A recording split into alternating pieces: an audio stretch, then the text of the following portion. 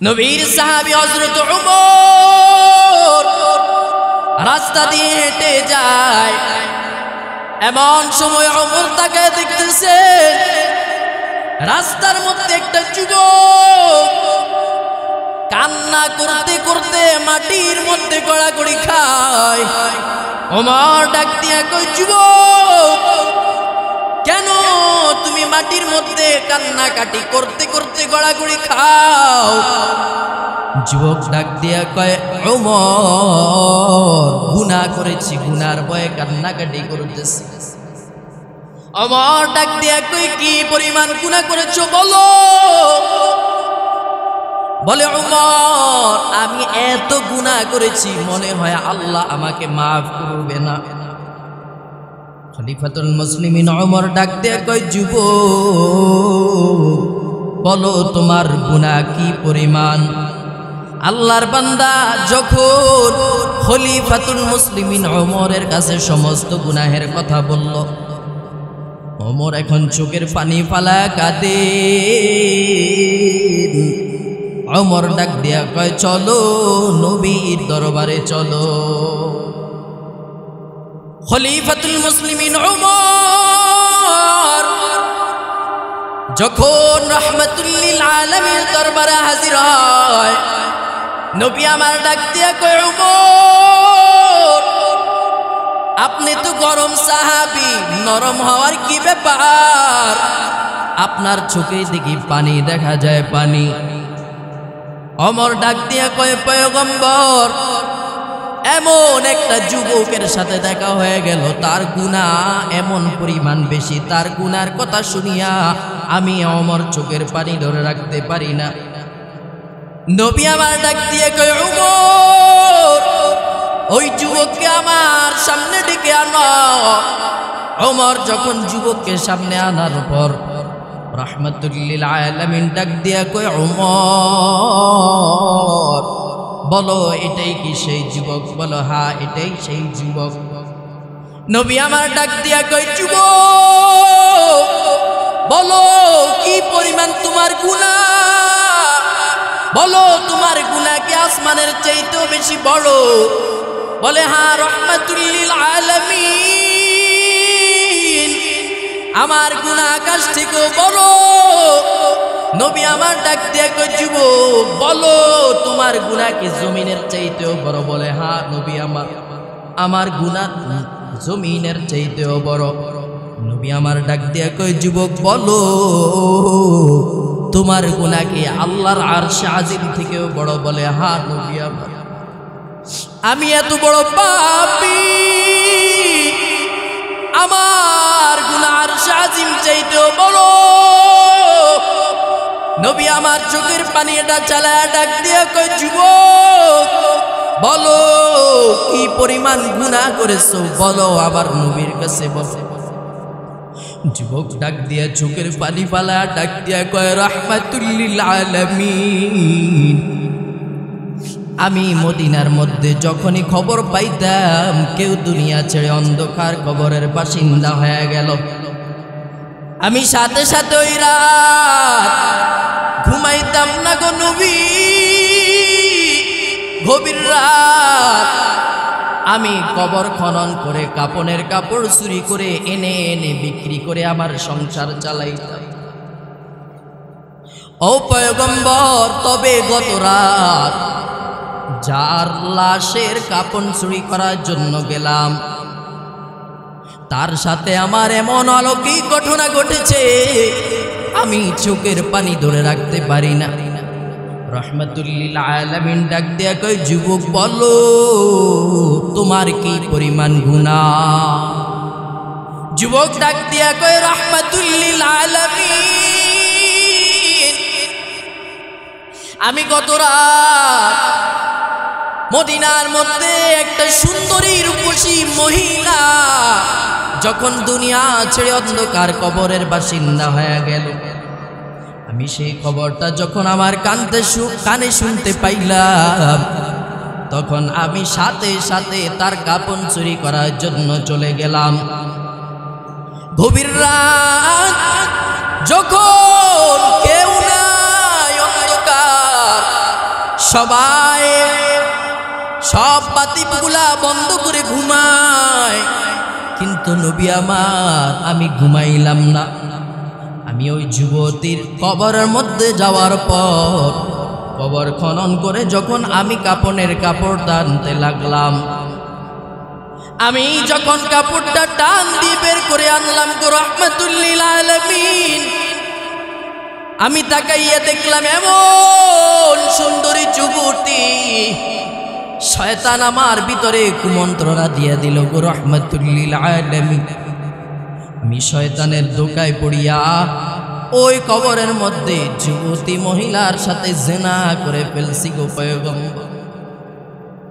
নবী আমার ডাক দিয়া কয়, রে যুবক, এমন গুনাহ কি মানুষ করতে পারে বলো? নবীর এই কথা শোনার পর যুবক মনে মনে চিন্তা করলো, হায় হায়, মনে হয় রাহমাতুল লিল আলামিন আমাকে মাফ করবে না। সাথে সাথে যুবক বান্দা দৌড়াইয়া পাহাড়ের চূড়ার মধ্যে চলে গেলেন। পাহাড়ের চূড়ার মধ্যে যাইয়া কান্নার আওয়াজ। একদিন আর 2 দিন নয়, অনবরত 40 দিন পর্যন্ত যুবক কান্নাকাটি করতেছে। 40 দিন পর জিবরাইল আমিন আমার নবীর কাছে আসলেন। ডাক দিয়া কয়, নবী আমার, আল্লাহর পক্ষ থেকে সালাম। ও নবী, আল্লাহ আপনার কাছে জানতে চায়, বলেন আপনি কি মানুষের হায়াত দেওয়ার মালিক? বলে না। বলেন আপনি কি দুনিয়ার মানুষকে খাওয়ান? বলে না। না। জিবরাইল আমিন ডাক দিয়া কই, নবী আমার, আল্লাহ খাওয়ায়, আল্লাহ রিজিক দেয়, হায়াত দিয়েছেন আল্লাহ। তাহলে আপনি কেন ওই যুবককে তাড়ায় দিলেন? আল্লাহর পক্ষ থেকে অর্ডার আসলো, আল্লাহ রব্বুল আলামিন যুবক যে এত পরিমাণে, একদিন আর 2 দিন নয়, ওই যুবক 40 দিন পর্যন্ত মাওলার দরবারে এমন কান্নাকাটি করার আওয়াজ, বান্দার কান্নায় আসমান জমিন বাড়ি হয়ে গেল। আল্লাহ আর সহ্য করতে পারেন না, কারণ আমার আল্লাহর তো 99 গুণ মায়ার সাগর। বান্দা যখন গুনাহ করার পর গভীর রাত্রে উঠিয়া মাওলার কাছে চোখের পানি পালা ডাক দিয়া কয়, মালিক, অন্যায় করেছি, অপরাধ করেছি, মাফ করে দাও। আল্লাহ বলেন, বান্দার চোখের পানিটা গালে নিচে আসার আগে আমি বান্দার জিন্দেগীর সব গুনাহ মাফ করিয়া দেই। কাদের কুদরত তারি বরকামাল, আনতা রব্বি আনতা হাসবি জুল জালাল। জিবরাইল যখন ওহী নিয়ে নবীর দরবারে আসার পর নবী আমার সাহাবায়ে কেরামদেরকে ডাক দিয়ে কই, যাও ওই যুবককে আমার দরবারে নিয়ে আসো। সাহাবায়ে কেরাম সাথে সাথে পাহাড়ের চূড়ার মধ্যে গিয়া ওই সাহাবীকে আনলো। আনার পর রাহমাতুল লিল আলামিনের দরবারে যখন আনলো, এখন যুবক চোখের পানি ফালায় কান্নার আওয়াজ, নবীও চোখের পানি ফালা ফালা কান্নার আওয়াজ। আমার নবী ডাক দিয়া কয়, যুবক, এই পরিমাণ কান্না কাটি তুমি করেছো, তোমার এই কান্নার উসিলায় আল্লাহ রব্বুল আলামিন তোমার জিন্দেগীর সব গুনাহ মাফ করিয়া দিয়েছে। আরে নবীর উম্মতের দল, এই জীবত আমরা তো এত বড় গুনাহ কেউ করি না। যুবকের মতো এত বড় গুনাহ লাশের সাথে আমরা কেউ করি নাকি? আরে নবীর উম্মতের দল, এত বড় গুনাহ করার পর 40 দিন পর্যন্ত অনবরত কান্নার পর আল্লাহ যদি ক্ষমা করার সুসংবাদ দিতে পারে, আরে নবীর উম্মত, তুমি তো আমি সেই পরিমাণ গুনাহগার না, এত পরিমাণ গুনাহ তুমি আর আমি করি নাই। আরে নবীর উম্মতের দল, আল্লাহকে ভয় করো, আল্লাহ এবং আল্লাহর রাসূলের অনুগত করো, দুনিয়ায় শান্তি আখিরাতে মুক্তির ব্যবস্থা করে দিবেন আল্লাহ। ও ভাই, আল্লাহর কাছে সময় আছে, তওবা করে নেন, মুনাজাত করে চোখের পানি ফালান, চোখের পানি ফালা ফালা মাওলার কাছে তওবা করেন। কারণ মাওলার ভয়, কবরে মিজানে ফুলসিরাতে হাসরে আমার কি অবস্থা হবে আমি তো সহ্য করতে পারবো না। আরে নবীর উম্মতের দল, দুনিয়ার লাইনটা যেভাবে বুঝলা আখিরাতের লাইনটাও সেভাবে কাজে লাগাও।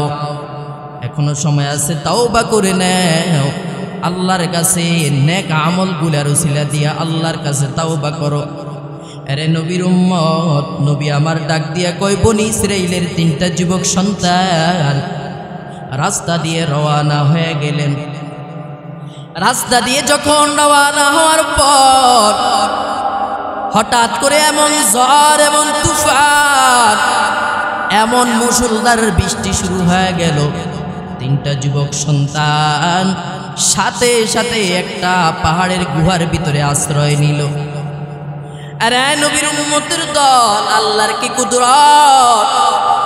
পাহাড় থেকে তুফানের কারণে বড় একটা পাথর আইসা যুবকরা যেই গুহার মধ্যে ঢুকলেন, ওই গুহার মুখটা আটকায় গেল। এমন বড় পাথর একজন আর দুইজন নয়, শত মানুষ মিলে ধাক্কায় ওই পাথর সরানো সম্ভব না। যোগাযোগ করার কোনো ব্যবস্থা নাই, খাওয়া দাওয়ার কোনো ব্যবস্থা নাই, সবাই পেরেশান হয়ে যায়। কারণ বান্দা এই যে গুহার মধ্যে ঢুকলো, মুখ আটকায় ফেললো, এই বান্দারা বলেন, এই বান্দারা এখন সুখে আছে নাকি বিপদের মধ্যে আছে? বিপদে না। এই কারণে আল্লাহ বলেন, ওয়ালা নাবলুওয়ান্নাকুম বিশাইইম মিনাল খাউফি ওয়াল জুউ ওয়া নাকসিম মিনাল আমওয়ালি ওয়াল আনফুসি ওয়াস সামারাত ওয়া বাশশিরিস সাবিরিন।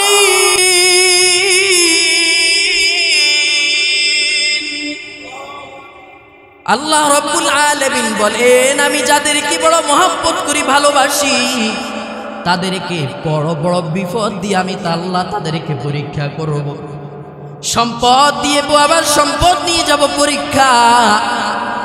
বান্দা খাবার জুটবে না, অভাবের মধ্যে পড়ে যাবে বান্দা, পরীক্ষা। আরে নবীর উম্মতের দল, 3টা যুবক যখন গুহার মধ্যে আটকায় গেল, এমন সময় 3টা যুবক মিলে চিন্তা করতেছে কিভাবে এখান থেকে রেহাই পাওয়া যায়। 3টা যুবক মিলে পরামর্শ করলো, এমন একটা কাজের উসিলা নিয়ে মাওলার দরবারে দোয়া করতে থাকো, যেই কাজটা একমাত্র মাওলার জন্য করলা, দুনিয়ার কোনো মানুষের জন্য করো নাই, মাওলার খুশির জন্য করেছো। এমন যদি কোনো ভালো কাজ থেকে থাকে, এই ভালো কাজের উসিলায় মাওলার কাছে সাহায্য করতে থাকো।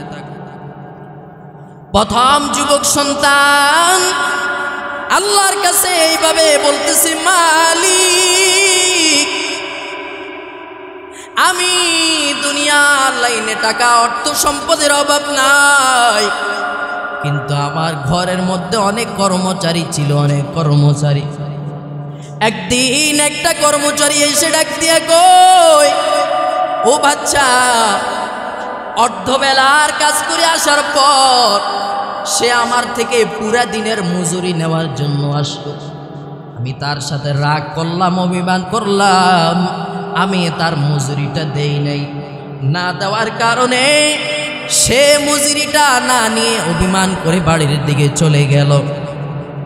ও আল্লাহ, আমি তোমার ভয়ে তোমার বান্দার টাকাটাকে আমি খরচ করি নাই, বরং আমি তোমার বান্দার সম্পদটাকে কাজে লাগাইলাম। কিভাবে কাজে লাগাইলাম? ও আল্লাহ বলে, আমি ওই বান্দার টাকা দিয়ে কিছু মুরগি কিনলাম, মুরগি কেনার পর মুরগি থেকে আস্তে আস্তে বকরি কিনলাম, বকরি কেনার পর বকরির বাচ্চা দিতে দিতে বড় একটা বকরির পাল অনেক বছর পর ওই যে পাওনাওয়ালা ভাই সে আমার কাছে এসে ডাক দিয়া কয়, মালিক আমি যে আপনার কাছে কিছু সম্পদ পাইতাম, আপনি যদি আমার সম্পদটা দিতেন তাহলে আমার উপকার হইত। ওই আল্লাহর বান্দা মালিক ডাক দিয়া কয়, ভাই আমি আল্লাহর ভয়ে তোমার সম্পদ খরচ করি না, আমি তোমার সম্পদ দিয়ে এই যে মাঠের মধ্যে এত বড় বকরির পাল, এগুলা আমার না, আমার না, আমি তোমার টাকা দিয়ে এগুলা ক্রয় করলাম, এগুলা সব তোমার সম্পদের কামাই করা সম্পদ, যাও যাও যত বকরি আছে সবগুলা তুমি নিয়ে যাও। ও দয়ার মালিক, আমি তো চাইলে তার সম্পদটাকে সুন্দরভাবে বুঝাইয়া দিতে পারতাম, এতগুলা বকরি দেওয়ার কোনো দরকার ছিল না, কিন্তু তোমার ভয়ে আমি যেহেতু তার সম্পদ দিয়ে ক্রয় করলাম, এই কারণে সবগুলা আমি তো তাকে দিয়া দিলাম। ও দয়ার মালিক, এই কাজটা যে তোমার জন্য করলাম, এটা যদি তোমার দরবারে পছন্দ হয়, এই কাজের উসিলায় তুমি আমাকে মাফ করিয়ে দাও। আল্লাহর বান্দা এভাবে বলতে দেরি হয়, সাথে সাথে গুহার মুখ থেকে পাথর 3 ভাগের 1 ভাগ সরে যায়। ও ভাই, দ্বিতীয় যুবক আল্লাহর কাছে এভাবে দোয়া করতেছে, মালিক আমি একদিন আমার চাচার বাড়িতে বেড়াইতে যাই, চাচার বাড়িতে যাওয়ার পর যায়া দেখতেছি বাড়ির মধ্যে আমার চাচাও নাই, চাচিও নাই, একমাত্র আমার উপযুক্ত চাচাতো বোন। আমি ঘরে যাওয়ার পর শয়তানের ধোঁকার মধ্যে পড়িয়া আমি আমার চাচাতো বোনকে মাঠের মধ্যে ধাক্কা মেরে ফেলে দিলাম, তার বুকের উপরে চেপে বসলাম। এমন সময় আমার চাচাতো বোন দেখলাম চোখের পানি ফালা ফালা কান্নার আওয়াজ। আমি ডাক দিয়া কইলাম, হে চাচাতো বোন, এত সুখের সময় কেন তোমার চোখে পানি দেখা যায়? বোন ডাক দিয়া কয়, ভাই আমি তো আমার মাওলাকে বড় ভয় পাই, কিয়ামতের দিবসকে বড় ভয় পাই, কিভাবে আল্লাহর কাছে দাঁড়াবো, গুনাহ নিয়ে কবরে যেতে চাই না। আমার চাচাতো বোন মাওলার ভয়ে এমন ভাবে কান্নার আওয়াজ, আমি তার কান্না দেখে আর সহ্য করতে পারি নাই, আমি সাথে সাথে চলে গেলাম মাওলার কাছে, তোমার কাছে তওবা করলাম, রে মালিক তোমার ভয়ে সেই দিন আমি চাইলে জোরপূর্বক ভাবে গুনার মধ্যে জড়ায় যাইতে পারতাম, কিন্তু তোমার ভয়ে গুনার কাজের মধ্যে জড়ায় যাই নাই, তোমার ভয়ে আমি গুনার থেকে সরে যাইলাম, রে মালিক এই কাজটা যদি তোমার দরবারে পছন্দ হয়, এই কাজের উসিলায় তুমি আমাকে মাফ করিয়া দাও। আল্লাহর বান্দা এভাবে বলতে দেরি হয়, সাথে সাথে আল্লাহ তার দোয়া কবুল করিয়া পাথরের 3 ভাগের 2 ভাগ আল্লাহ সরাইয়া দিয়েছে। আরে নবীর উম্মতের দল, তৃতীয় যুবক আল্লাহর কাছে দোয়া করে, হে মালিক আমি গরিব, টাকা নাই, পয়সা নাই, মানুষের বাড়িতে কাজ করে করে সংসার চালাই, আমি প্রতিদিন কাজ করার পর আমার মা বাবা এবং সন্তানের জন্য দুধ ক্রয় করে আনতাম। একদিন কাজ করতে করতে আমি প্রতিদিন সন্ধ্যাবেলা আসতাম, একদিন কাজ করে আসতে আসতে রাত যখন হয়ে যায়, রাত হওয়ার পর আমি তাকাইয়া দেখতেছি আমার মা বাবা 2 জন ঘুমের মধ্যে অচেতন অবস্থায়, ঘুমন্ত অবস্থায় পড়ে আছে। এই দেখতে আমি যখন দুধ নিয়ে, আমার প্রতিদিন অভ্যাস ছিল আগে মা বাবাকে খাওয়াই তারপরে সন্তানদেরকে খাওয়াই। ও দয়ার মালিক, ওই দিন আমার মা বাবা ঘুমায়, আমি সারা রাত ঘুমাই নাই, আমি সারা রাত দুধের পেয়ালা নিয়ে মায়ের মাথার কিনারে দাঁড়াইয়া রইলাম। আর আমার ছোট্ট সন্তান ডাক দিয়া কয়, আব্বু ক্ষুধা লাগছে, খাওয়া দাও। আমি আমার মাসুম বাচ্চাকে খাওয়া দেই নাই। ও দয়ার মালিক, ভোর রাত যখন হয় আমার মা আগুন থেকে উঠিয়া দেখতেছে আমি এত রাত পর্যন্ত দাঁড়ায় রইলাম। আমার মা ডাক দিয়া কয়, বাজান তুমি কি ঘুমাও নাই? আমি ডাক দিয়া কইলাম, মা তুমি তো জানো না আমি তোমার মুখে দুধ না দিয়ে আমার সন্তানকে কোনোদিন দুধ দেই না। আমার মাকে যখন দুধের পেয়ালা দিলাম, আমার মা সর্বপ্রথম আমার সন্তানকে খাওয়াইলো, তারপরে আমার মা মুখে দিল। ও দয়াময় আল্লাহ, তোমার জন্য আমি আমার সন্তানকে আগে দুধ পান করাই নাই, আগে দুধের পেয়ালাটা মায়ের হাতে দিয়েছিলাম রে মালিক। ওই কাজটা যদি তোমার দরবারে পছন্দ হয়, ও দয়ার মালিক, এই নেক আমলের উসিলায় তুমি আমাদেরকে মাফ করে দাও। আল্লাহর বান্দা এভাবে বলার সাথে সাথে ওই পাহাড় থেকে ওই পাথর সাথে সাথে জমিনের মধ্যে পড়ে যায়। আরে নবীর উম্মতের দল, দোয়ার কেমন দাম! এই কারণে দোয়া করো, দোয়া করো, মাওলার কাছে ক্ষমা চাও। ও মালিক, জিন্দিগি তো কত গুনাহ করেছে, দোয়া করার জন্য কতগুলা শর্ত আছে। আরে নবীর উম্মতের দল, দোয়া নেক আমল করার পর আল্লাহর কাছে দোয়া করো। নেক আমল করার পর বান্দা যখন দান সদকা করলা, তখন দান সদকা করার পর আল্লাহ সেই সময় দোয়া কবুল করেন। বাইতুল্লাহ যাওয়ার পর বাইতুল্লাহর সামনে দাঁড়ায়া দোয়া করলে দোয়া কবুল, ফিরা দেওয়া হয় না। গভীর রাত যখন বান্দা দোয়া করে, দোয়া কবুল হয়ে যায়, ফিরা দেওয়া হয় না। বান্দা যখন নামাজ আদায় করে, নামাজ এবং কি সকল ধরনের ইবাদত করার পর ওই সময়টা বান্দার দোয়া কবুলের সময়। দোয়া করো, মাওলার দরবারে প্রাণ খুলে দোয়া করতে থাকো। আরে নবীর উম্মতের দল, আল্লাহর দরবারে ক্ষমা চাও। আল্লাহ রব্বুল আলামিন আমাদের সকলকে আল্লাহর হুকুম আহকাম মেনে চলার তৌফিক দান করুক। সকলেই বলি আমিন। দোয়ার কত দাম, কত দাম! নেক আমলের পর দোয়া করো, দোয়া করো।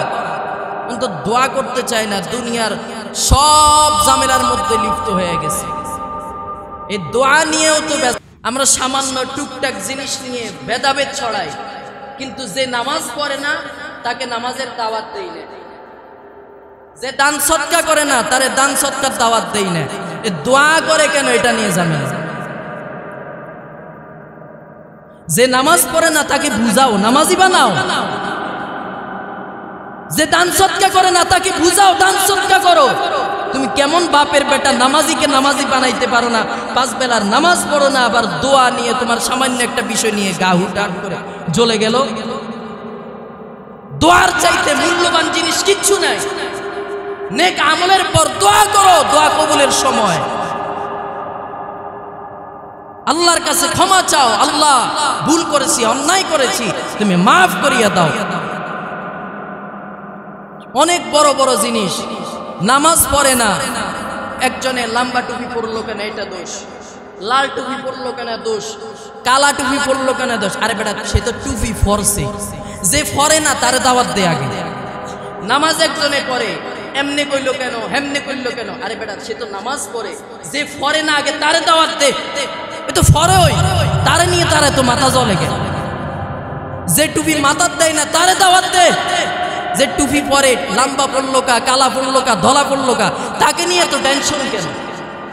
যে পরে না তাকে দাওয়াত দে।